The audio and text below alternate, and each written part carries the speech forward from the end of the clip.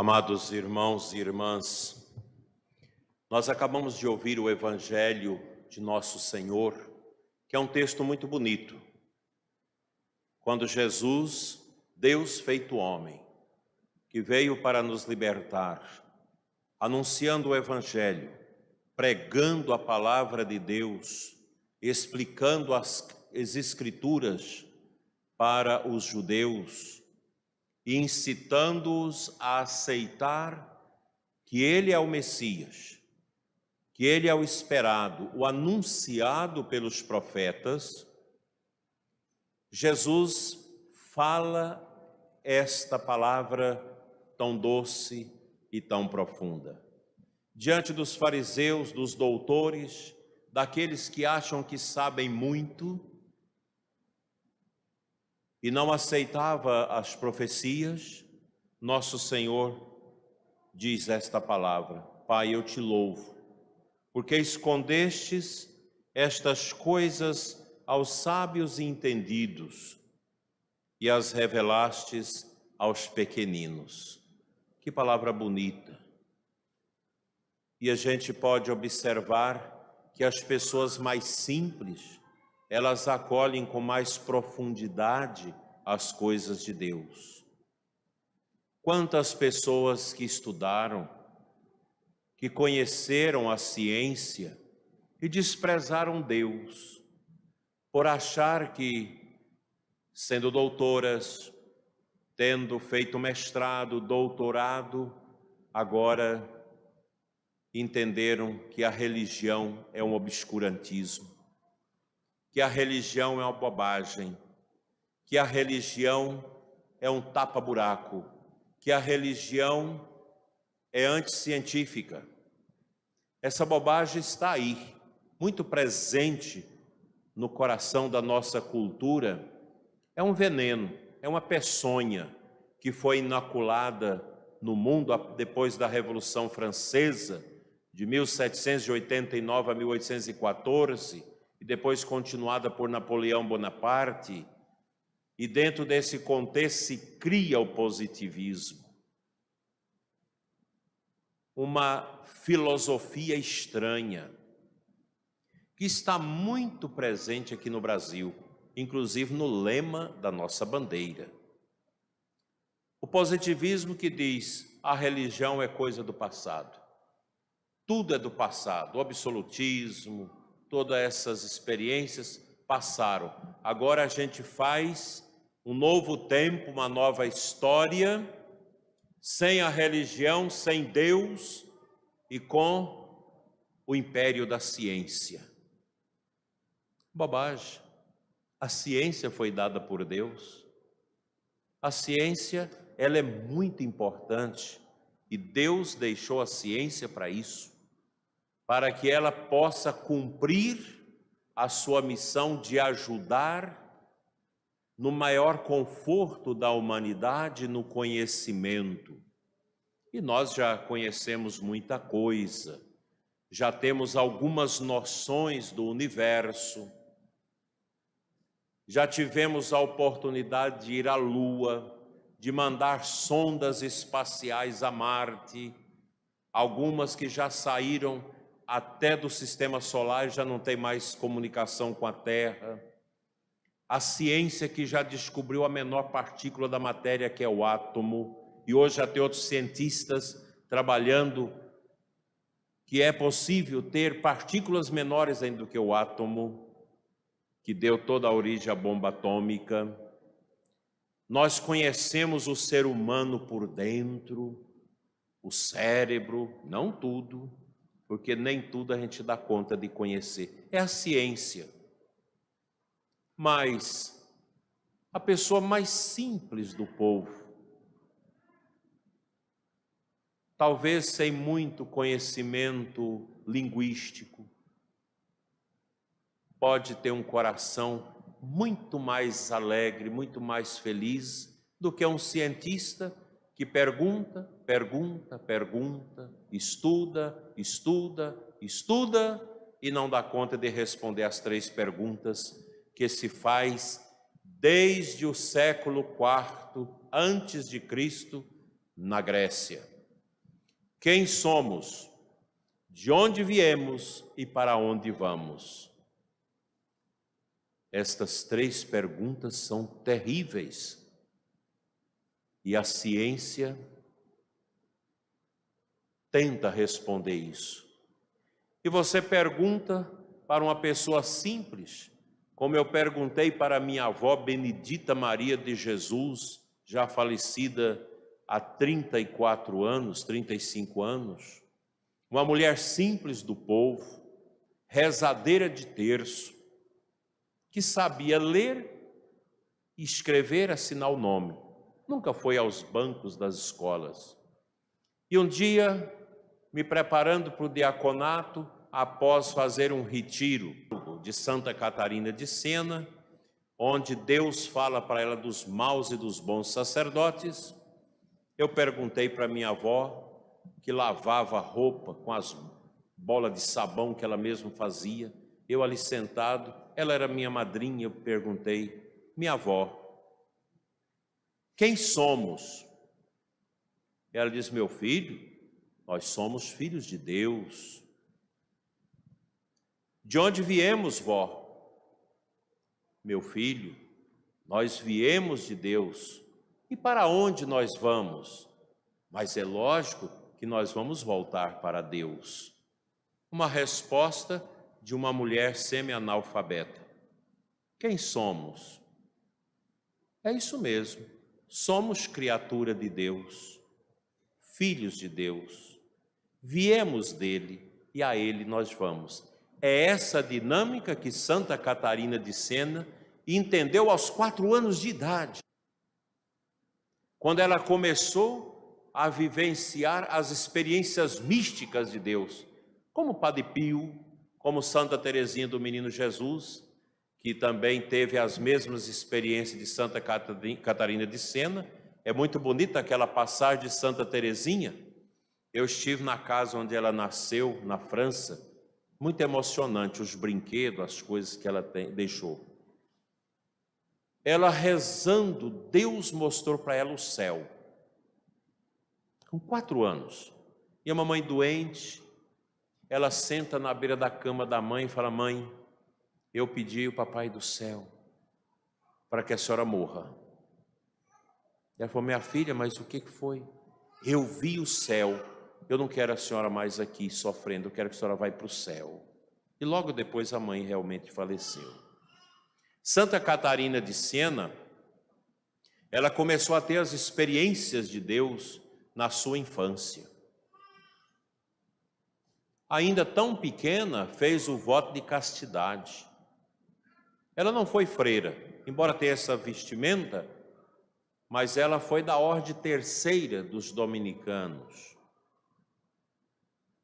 Era uma mulher praticamente analfabeta, mas que atraiu tanta gente, poderosa inclusive, para escutar os seus ensinos, que vários padres acompanhavam Santa Catarina de Sena nas suas missões, porque era tanta gente que se convertia, que precisava de batizar, que precisava de casar, que precisava de confessar. Geralmente tinha meia dúzia de padres que acompanhava Santa Catarina de Sena.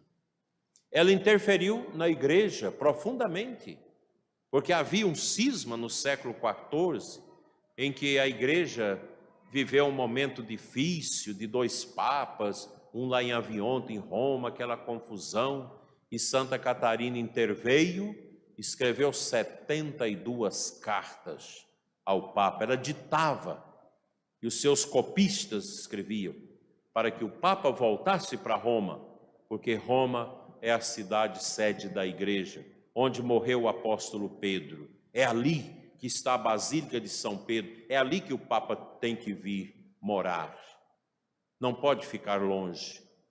E ela sempre começava as suas cartas em nome de Jesus e de Maria Doce. Era o título que ela dava a todas as pessoas que ela escrevera. São muitas cartas de Santa Catarina de Sena.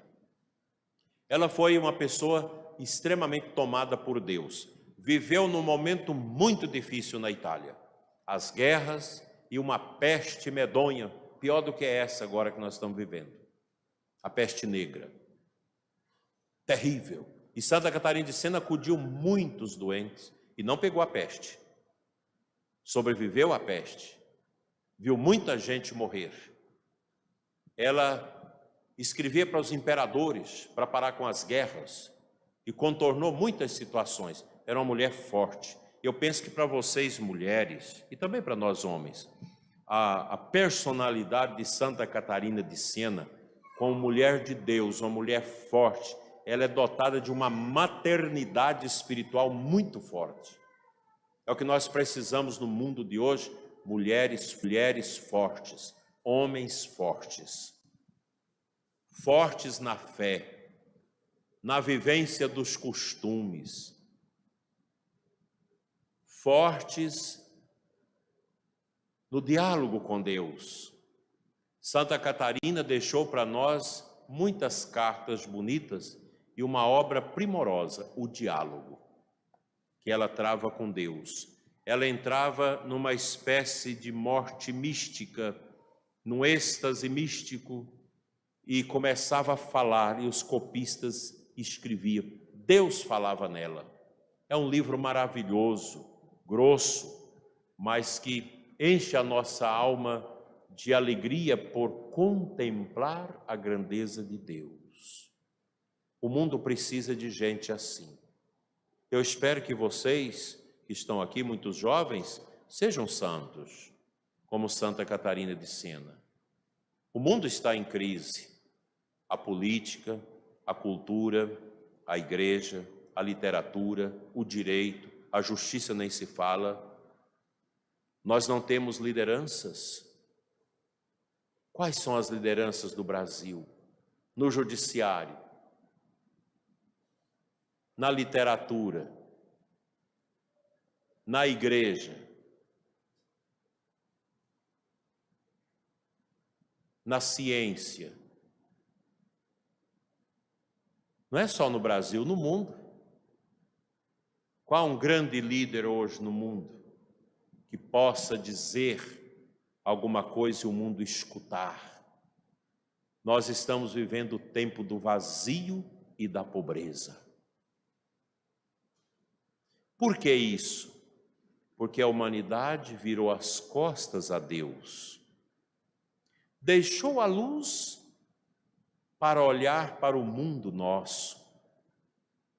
Nós temos a ciência, nós não precisamos de Deus, nós temos comida, nós temos aeronaves poderosas, nós temos praias tão lindas, resorts, nós temos muita cerveja, muito uísque, nós temos celular, nós temos a internet, a televisão, nós temos tanta coisa. Nós não precisamos de Deus. Não há necessidade de Deus. Aí Deus permitiu a peste. A peste está aí. E os homens brigando, politizando a peste, gente ganhando dinheiro em cima da peste, com a miséria dos outros. E gente importante morrendo.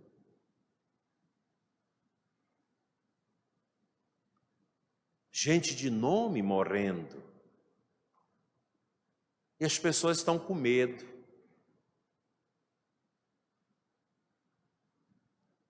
Por falta de fé. Quem não tem fé, agoniza. Nós temos perdido muitos bispos e padres. E se vocês me perguntam, o senhor tem medo da peste? Não. Está preparado para a peste, para morrer? Sim. Tudo arrumado. Testamento, o bispo que vai fazer minha encomendação se eu morrer, tudo arrumado. Para que ter medo? Estou nas mãos de Deus. Não vou ficar escondido debaixo da minha cama para não pegar o vírus. Nós temos que lutar para não pegar, ter todo o cuidado. Mas também nós não precisamos ter medo. Se eu disser para vocês que eu sou um medroso e demonstrar isso, eu nego o meu ministério. Porque um padre supõe-se que ele tem o coração em Deus. Você vai ordenar sábado, tem que ser um homem da coragem. O padre, por mais humano e fraco que seja, deve ser um homem da coragem. O padre, Santa Catarina de Sena dizia, o padre não é desse mundo. O padre é embaixador de Deus na terra. E nós não podemos ter medo de nada. Na minha família, eu já perdi a conta de quantos que já foram. Família muito grande. Não tive condição de ir a um enterro sequer de um dos meus familiares. Mas a gente vai na fé, na graça de Deus. A peste, ela vai embora, não sabemos quando. Mas a humanidade precisa deixar de olhar para a terra e voltar a olhar para a luz. Enquanto isso não acontecer, enquanto os joelhos não dobrarem em humildade, nós vamos ficar aí periclitando, com vacina, com remédio e morte aí, e a peste andando. É preciso voltar. Tem muita gente endeusando as vacinas. A vacina ajuda, mas ela não é tudo. Tem muita gente preocupada com o corpo. Eu entendo vocês que são jovens, bonitos, com esses corpos tão bonitos, tão arrumados. Mas esse corpo é cinza. Lembra a quarta-feira de cinza? O padre mete a cinza na cabeça, a gente diz, lembra que tu és pó e ao pó has de voltar. Santo Agostinho, minha filha, disse que quando a criança nasce, ela começa a morrer. Perguntaram para ele, Santo Agostinho, quando começa a morte? No nascer. Você nasce e começa a morrer. Por isso que a gente recebe os vírus, os vermes. Todos nós já temos o verme da morte, que vai destruir o nosso corpo quando a gente for voltado à terra. Está tudo aí. Para que querer ser melhor do que os outros? Para que a sede indomável pelo poder? Para que essa loucura do sexo que a nossa humanidade está vivendo? Para que esta fuga ao sofrimento? As pessoas não querem sofrer. Na Holanda as pessoas pagam os médicos para matá-las sem dor. Na eutanásia. Outros nos Estados Unidos mandam congelar seus corpos em nitrogênio e deixa milhões pagando para que um dia a ciência possa descobrir como fazer aqueles corpos viver de novo. Volte para a luz. Ó Pai, eu te louvo porque revelaste essas coisas aos pequeninos. Os grandes não querem saber disso. Eu tenho recebido muitos telefonemas de vários lugares do Brasil pedindo oração. Gente que não tinha fé, gente que não tinha mais confiança em Deus e a peste chegou. É interessante que essa peste ela pega muito o pessoal da classe média alta.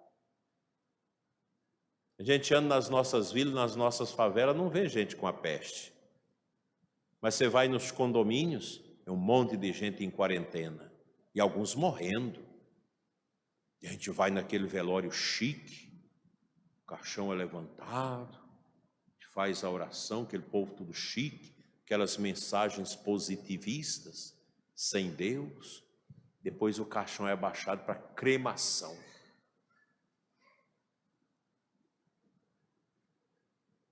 O pobre, a gente vai lá no cemitério, vem naquele caixão enroladinho, a gente joga água, volta para a terra.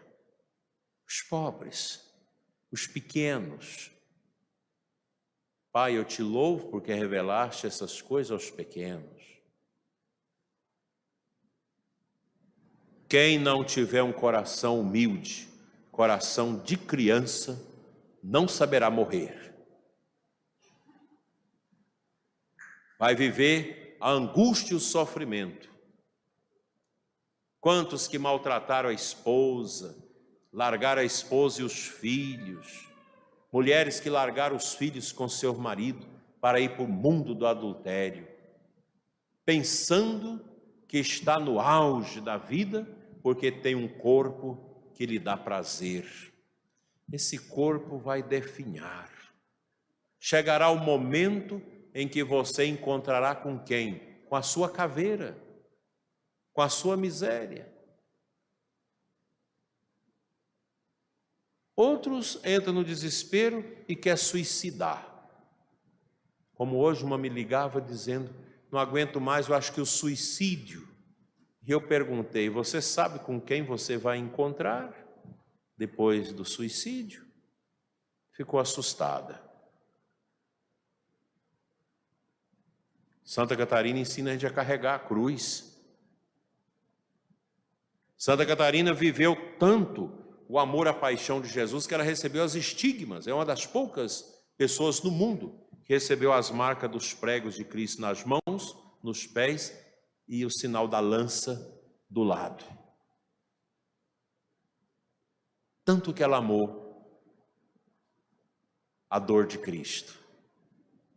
Meus irmãos, a vida é algo tão precioso, tão bonito, para ser vivido na humildade. Eu me lembro uma vez, uma parente minha, que trouxe um carro importado de quase 600 mil, isso há muitos anos, para que eu abençoasse o carro. Eu abençoei, mas eu disse para ela que ela podia usar, naquele tempo um Corolla custava 60 mil. Por que você não compra um Corolla e faz casa para os pobres com o resto desse dinheiro, ajuda seus parentes pobres? Vaidade das vaidades, tudo é vaidade, diz o Eclesiástico. Quando você contempla um santo, você pode ter certeza, num santo não tem vaidade. Por que Santa Catarina usava o hábito? Porque era a roupa só que ela tinha.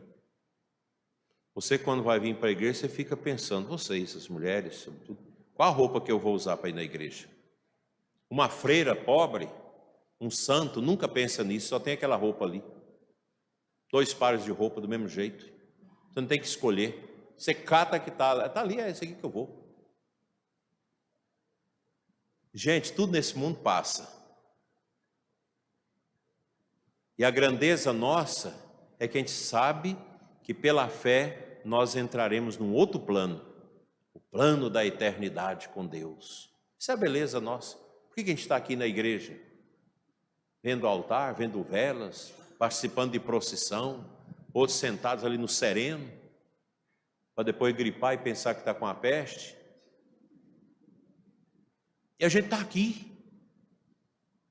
A gente dá dinheiro na igreja, devolve dízimo, dá oferta, ajuda as coisas. O padre pede as flores da santa, você dá. Pede isso para os pobres, você dá. Para que isso? Porque nós cremos na vida eterna. Essa é a razão de estar aqui. Se eu não acreditasse na vida eterna, eu estaria aqui? Eu que estava entrando para a escola de paraquedista de Guaratinguetá, e meu pai feliz, vendendo as vacas, para poder me mandar para aquele troço lá. A gente estudando, fazendo prova. E de repente, eu sou tocado para ser padre. Aí chego nele e falo, eu estou pensando em ser padre.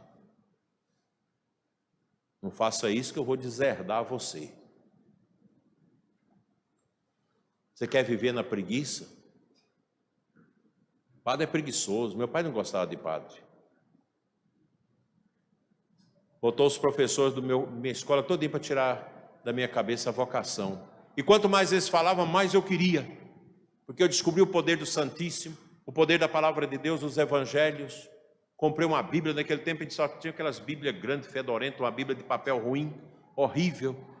A Bíblia dessa é uma rapadura grande. Era aquela Bíblia lendo os evangelhos, uma conversão profunda, graças à oração da minha mãe, que já tinha morrido.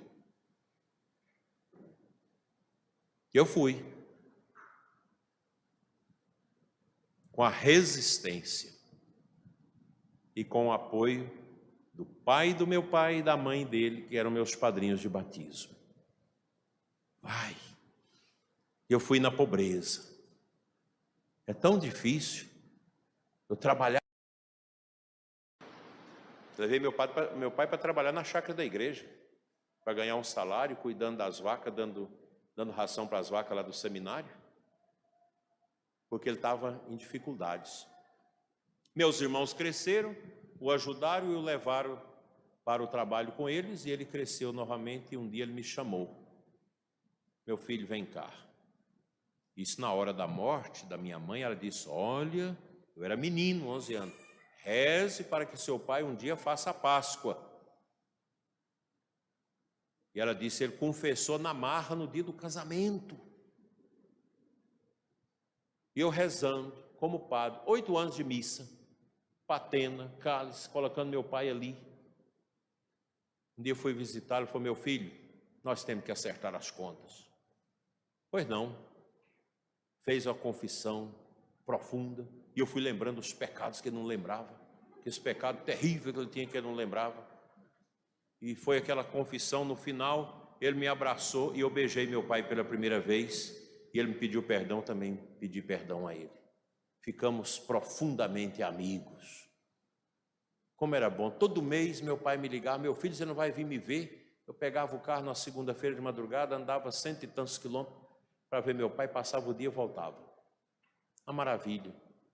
Assim como minha mãe morreu nos meus braços, como menino, vendo ela se acabar, entregando a sua alma a Deus, junto com meu avô, que colocava a vela na mão dela, eu vi meu pai também nos últimos momentos, nas minhas mãos, e eu ungindo com o óleo dos enfermos, junto com meus irmãos, minha madrasta, e a gente cantando, louvando a Deus pela vida dele. Morreu santamente. A vida é isso, gente. A gente não precisa ficar apegado às coisas. Nós precisamos de pouca coisa para viver. Uma vez eu fui fazer um retiro no Mosteiro Trapista, lá em Campo do Tenente, no Paraná. Aqueles monges lá que só conversam no Natal e na Páscoa. Um silêncio, mosteiro maravilhoso, lugar de retiro. E à tarde eu saí, já como bispo, acho que no 2º ano meu de bispo, para fazer a reza do meu rosário, e tinha um empresário do Nordeste, um homem muito rico. Eu posso rezar com o senhor? Vamos. Aí rezamos, subimos a serra, no meio daqueles bosques silenciosos, aqueles passarinhos. Onde tem mosteiro sempre tem passarinho. Aí rezamos, aí vamos parar um pouquinho aqui para descansar, para a gente chegar em casa. Sentamos no banco, ele foi partilhar. Ô, senhor bispo, eu sou um homem muito rico. Há muito tempo eu me converti e coloquei a minha riqueza a serviço do reino de Deus. Minha mulher é uma mulher bruta, sem Deus, sem fé, mas eu pedi para ela respeitar a minha fé, e ela respeita a minha fé. Tanto que eu estou aqui, ela está cuidando da empresa, dos negócios, tudo na mão dela rende, vira dinheiro, fazenda, é prédio, é extensão da empresa. Mas essas coisas não me enchem mais. E eu resolvi fazer o caminho de São Tiago de Compostela. Você sabe o que é isso? Andar 846 quilômetros a pé, da França até a Espanha, o caminho que São Tiago fez. Você já ouviu falar no caminho de São Tiago? Sai lá do sul da França e vai subindo até Compostela, na Espanha, onde tem o maior turíbulo de incenso do mundo. Imenso, já celebrei missa lá uma vez, aquele turíbulo imenso. E minha mulher arrumou a mala para mim, 32 quilos. A mala chique, de rico, estava nas costas para andar. Eles que chegou lá, falaram, mas como é que faz? E aquele caminho, o povo vai ajudando os peregrinos, o ano todo aquilo. Tem as pessoas que fazem voto para ajudar os peregrinos. tem que arrumar um pau, um bastão, que tem muita serra, muita descida e muita subida. Ele andou 3 quilômetros, não deu conta de andar mais, que a mala estava pesada. Ele chegou num posto de ajuda, acho que isso não precisa, isso não precisa, isso não precisa, bambeou em 14 quilos. Ele me disse, eu cheguei com 4,5 quilos de coisas. A mala ficou para trás, arrumou logo uma sacolinha, chegou um mês e 2 dias andando. Chegou 4 quilos e poucas gramas. E ele dizia para mim, como é importante saber que com pouca coisa você vive. E é isso. Como muitos de vocês que têm tão pouca coisa e vivem feliz. E tem gente que tem tanto e não tem sossego. Que Santa Catarina de Sena nos ensine a humildade que Nossa Senhora viveu. Amém.